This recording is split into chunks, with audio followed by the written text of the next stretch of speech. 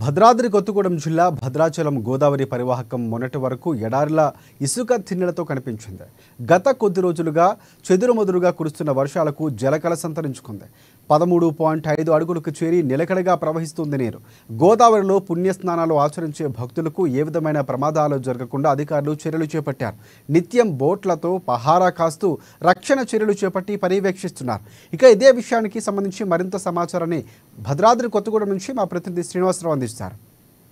భద్రాద్రి కొత్తగూడెం జిల్లా భద్రాచలం వద్ద ఉన్నటువంటి గోదావరి పుణ్యనది ఏదైతే ఉందో ఈ యొక్క పుణ్యనది గత కొద్ది రోజుల క్రితం వరకు ఎడారిని తలపిస్తూ ఇసుక తిన్నెలతోటి నిండుకొని ఉన్నటువంటి ఈ యొక్క గోదావరి కొద్ది రోజులుగా కురుస్తున్నటువంటి వర్షాలకు ఈ యొక్క గోదావరి నది 13.5 అడుగులకు చేరి గోదావరిలో వరద ప్రవాహం పెరుగుతూ వస్తుంది.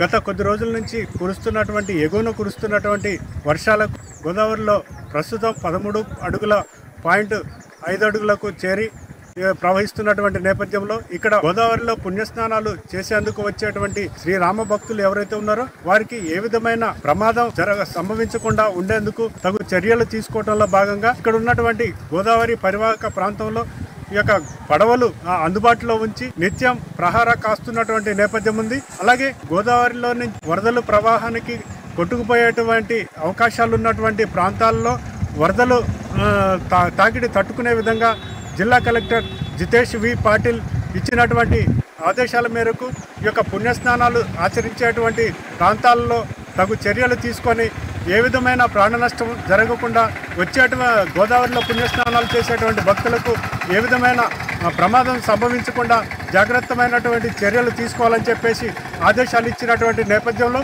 ఇక్కడ గోదావరి పుణ్యస్నానాలు అలాగే గోదావరి పరివాహక ప్రాంతంలో కరకట్ట పక్కనున్నటువంటి ఈ యొక్క చిన్న చిన్న దేవాలయాల వద్ద భక్తులకు ఏ విధమైన ఇబ్బంది కలగకుండా అలాగే గోదావరిలో స్నానాలు చేసేటువంటి భక్తులకు కావచ్చు అలాగే పిండ ప్రదానాలు చేసేటువంటి భక్తులకు కావచ్చు ఏ విధమైన ప్రమాద సంఘటనలు జరగకుండా తగు జాగ్రత్తలు తీసుకోవాలని జిల్లా కలెక్టర్ ఆదేశించినటువంటి నేపథ్యంలో ప్రస్తుతం పడవలు అలాగే అందుబాటులో ఉంచి నిత్యం ప్రహార కాస్తున్నటువంటి నేపథ్యం ఉంది. వీడియో జర్నలిస్ట్ గౌస్తో శ్రీనివాస్, అమ్మ న్యూస్, భద్రాద్రి కొత్తగూడెం జిల్లా.